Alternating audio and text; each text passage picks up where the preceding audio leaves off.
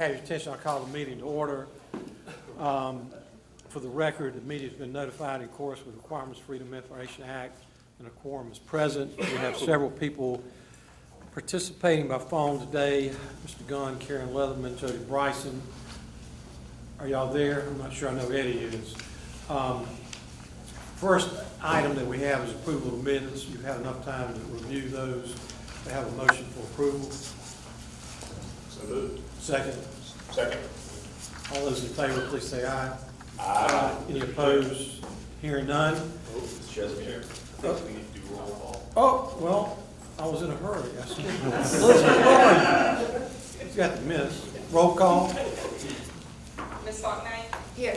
Mr. Bryson? Mr. Coleman? Mr. Dove? Yes, ma'am. Here. Dr. Dozier? Here. Mr. Freeman? Here. Mr. Gunn? Ms. Hartung? Mr. Gunn's here, yeah.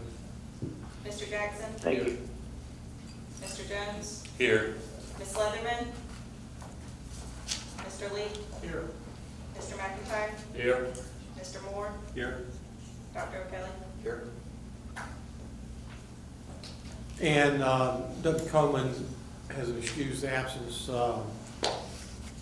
And the other two were supposed to call in, something to do with marking present. I'll try the approval of the minutes again. You've read those, have a motion approved. Yeah, I'll make the motion. Second. Second. All those in favor, say aye. Aye. Any opposed? Thank you.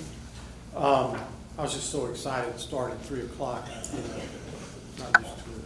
Committee reports.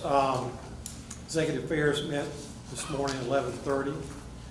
And as always, a very informative meeting. I appreciate Dr. Carter doing all he does for us.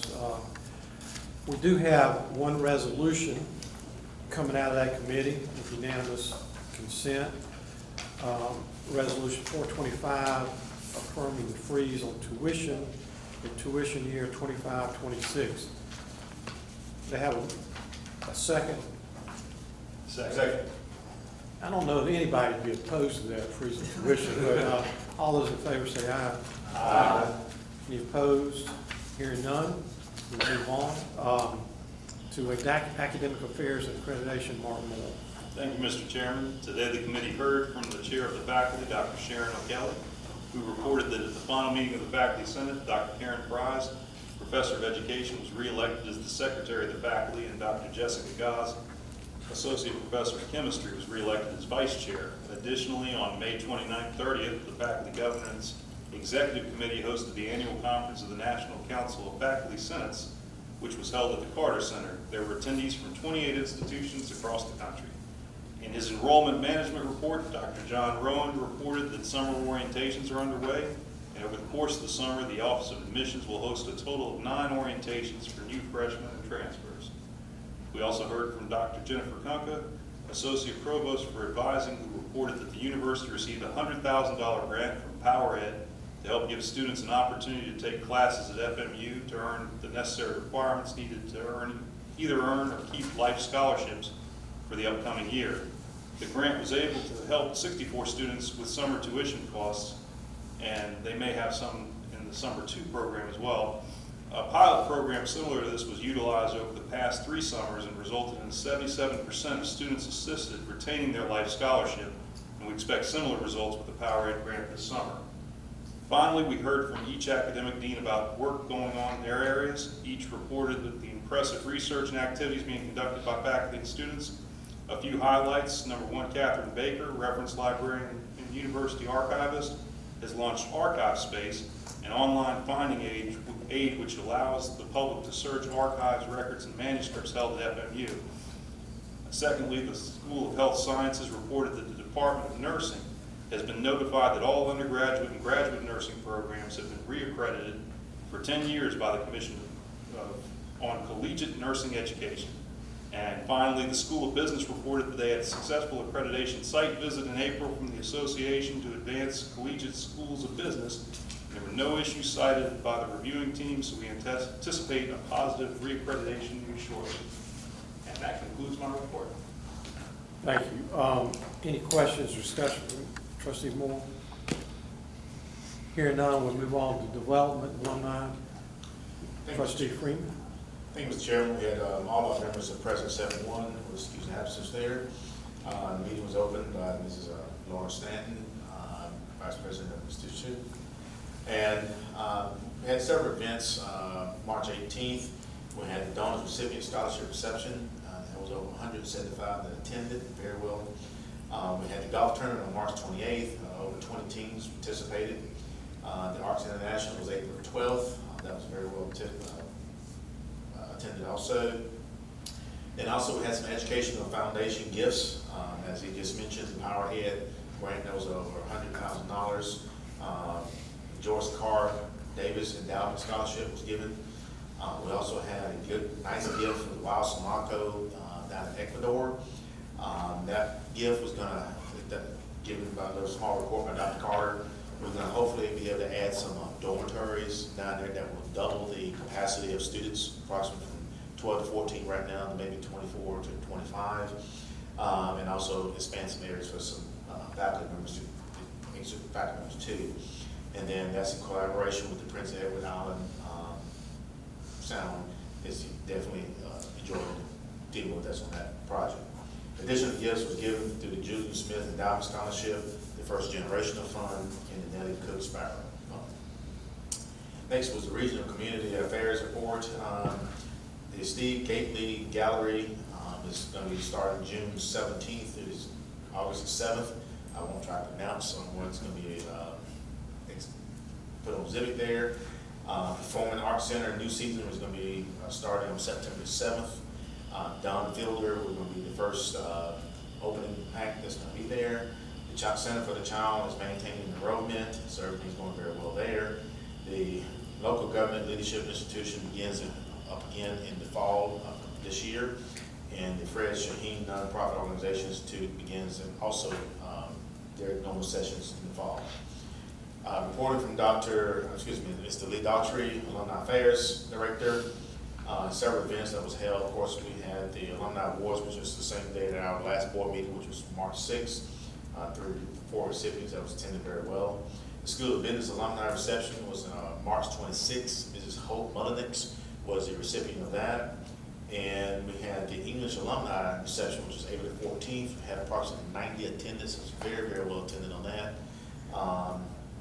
And then lastly was a Senior Toast, which was May 1st, which was on the eve of commencement. And I think that Thursday night we had attendance of 115 to 120. It's very well attended thus far, so we're possibly thinking about maybe finding another venue of that nature because it just continues to grow each year. That concludes my report. Mr. Chairman, any questions? Any questions for Mr. Freeman? Hearing none, we come to the big moment today with all the action items.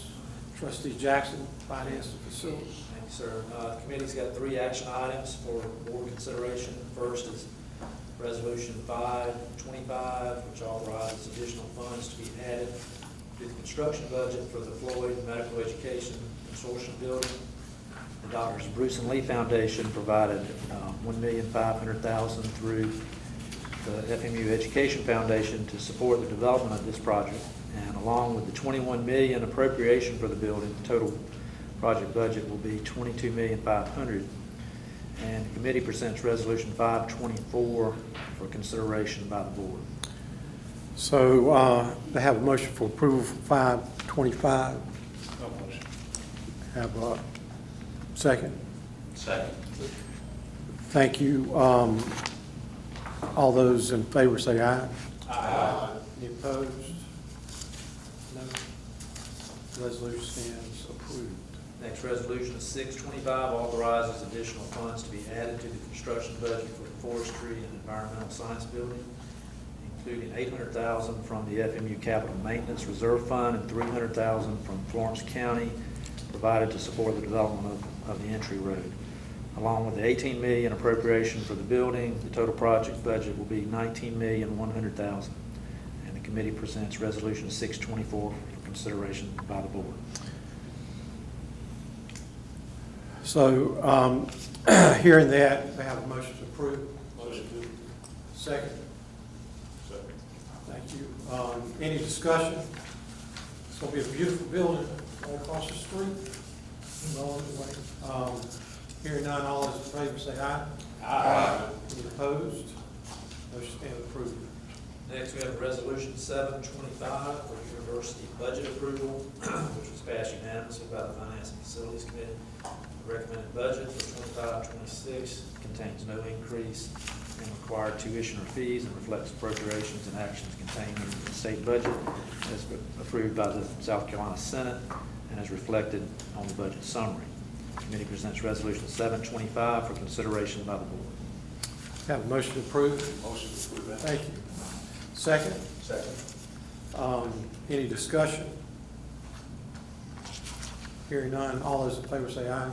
Aye. Any opposed? No. 725 stands approved. Comments. We also received a report of the current budget summary report, which indicates that as of May 25th, our year-to-date revenues exceeded the budgeted amount, and our expenditures to date are within expectations. The committee also received reports regarding student housing, contractual services, and campus facility projects, all of which are progressing as discussed in our last meeting.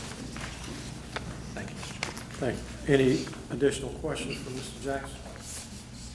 Hearing none, we go on to student life and athletics. Trustee Stephen Jones.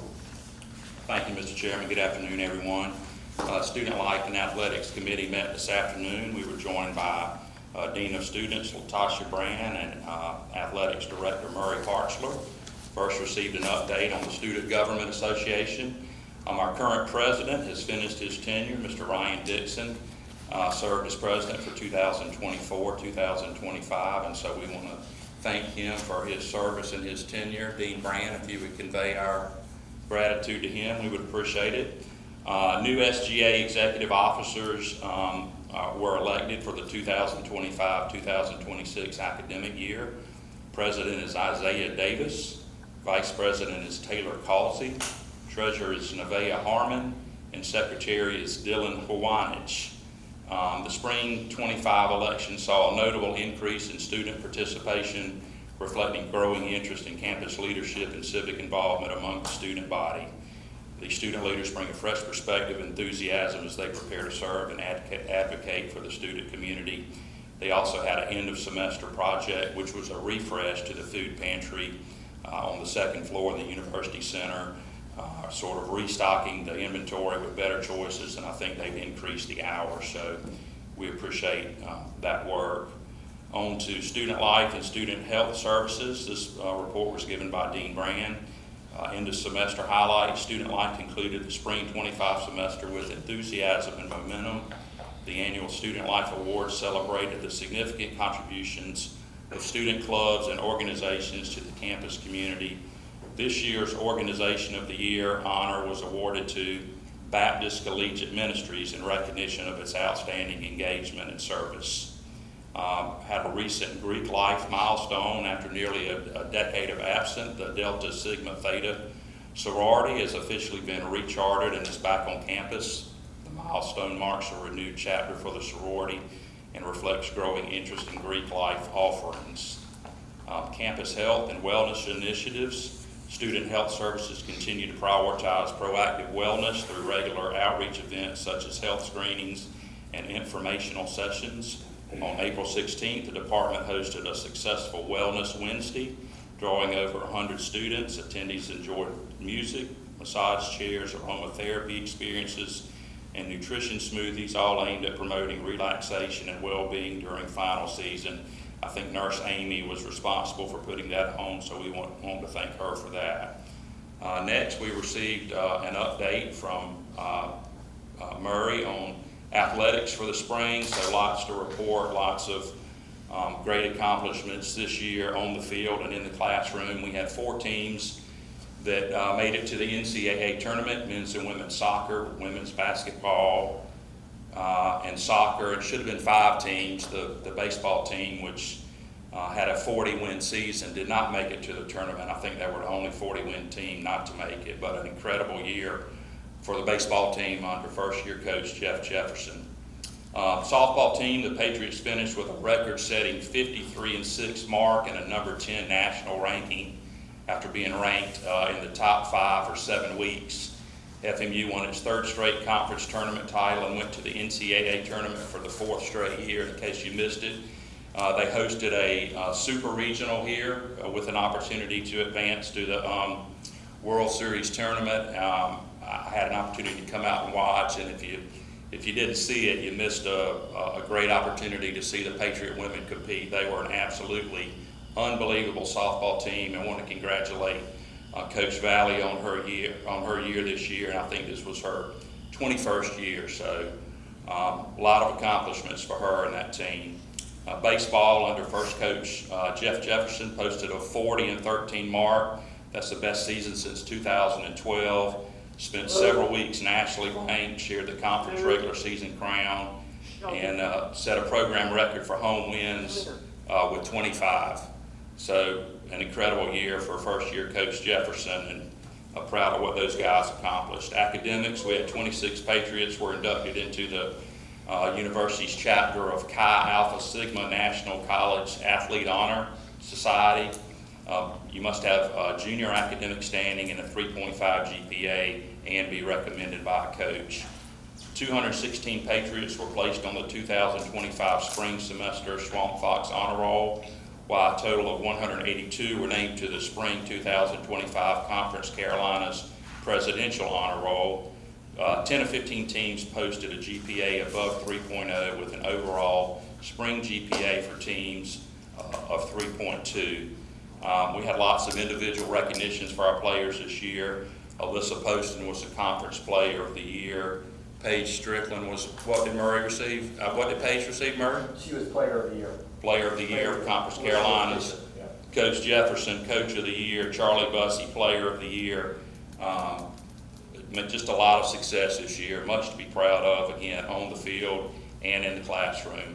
Mr. Chairman, that concludes my report. Any questions? Who just signed on? Jody? Karen? Maybe not. Last chance. Huh? Moving on, President's report, Dr. Carter. Mr. Chairman, with the help of tuition mitigation, we were able to freeze tuition again this year. I'm appreciative of the board for doing that, but why wouldn't you have done it given the opportunity to do it?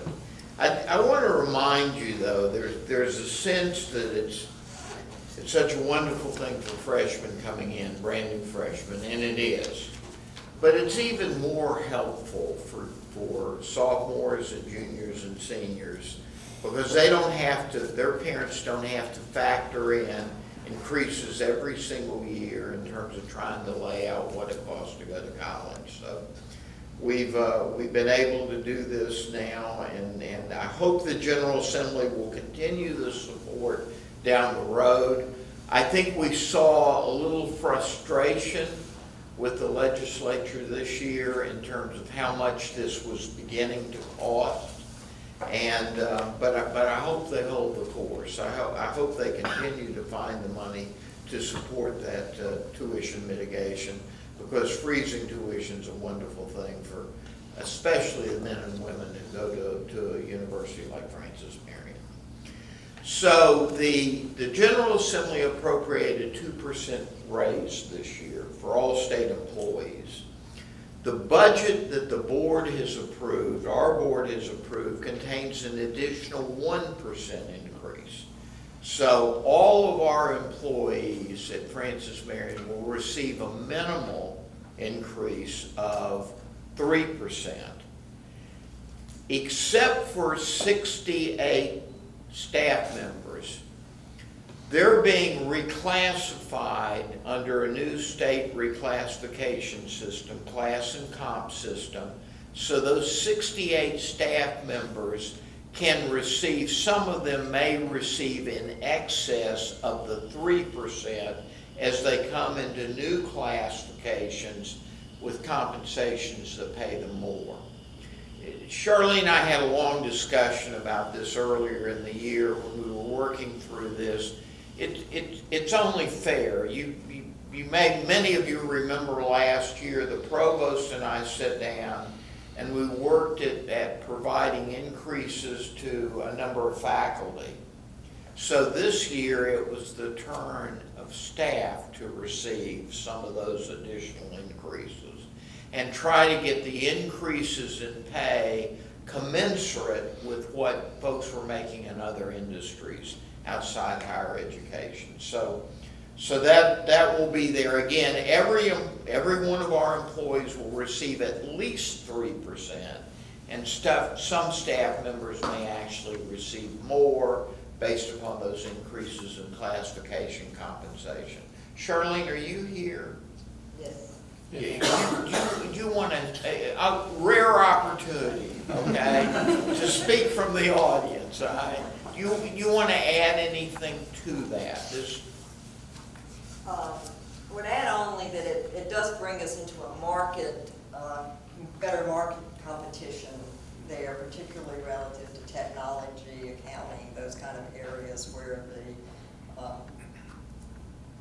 groups outside of higher ed in general pay a much better salary than we do, so this will be a good thing.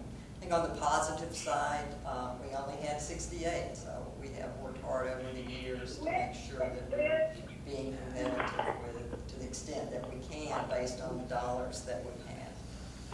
Yeah, I want you to walk away with that sense that George asked me a little earlier during the board meeting that these are people staff members that are being underpaid. Well, not necessarily.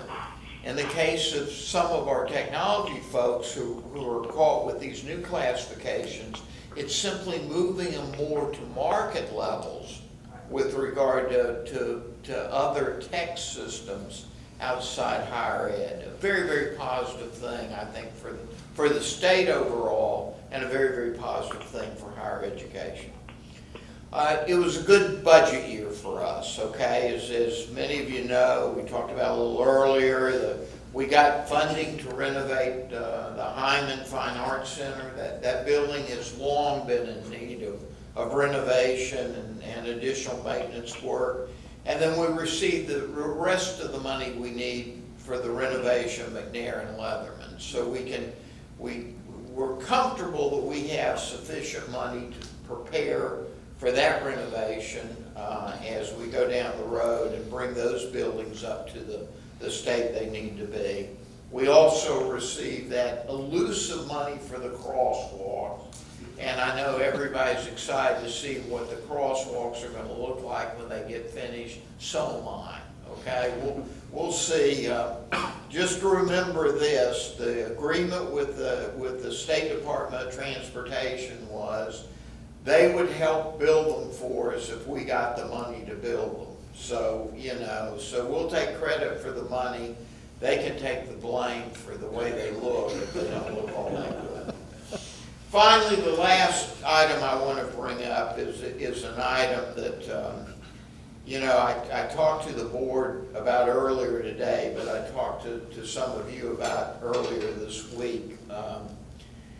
We had during COVID, we had a substantial problem on campus with animals, okay? Specifically cats, but the cat problem brought other problems. They brought possum problems and raccoon problems because when you put bowls of food out for cats, other animals come and share those bowls of food. And we sat down beginning, I guess, about 2019. It was actually a little earlier than that with the foundation staff. And we asked them to work with us in solving that problem. Polly was a big part of that discussion, but the person I really want to give credit to, the two people, are Lauren and Amanda, okay, who have managed that problem down to the level where it's now a truly manageable problem. You can't see this, but this is the list. This is a chart of spay and neuters that we have across campus, and we're down now to a handful that occur every year.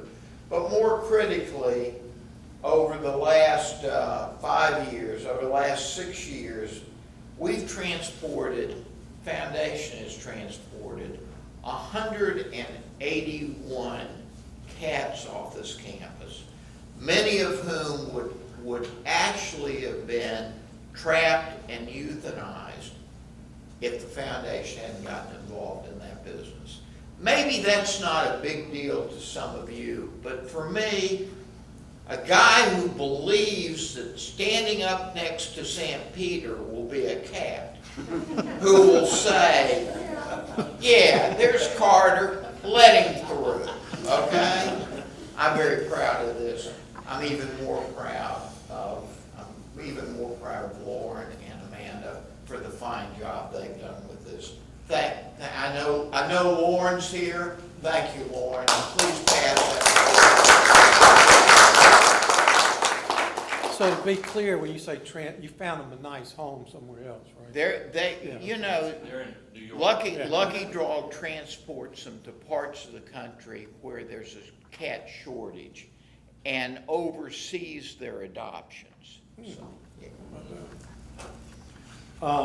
Any questions for the president? Good report here. Now we move on to unfinished business. Not aware of any unfinished business.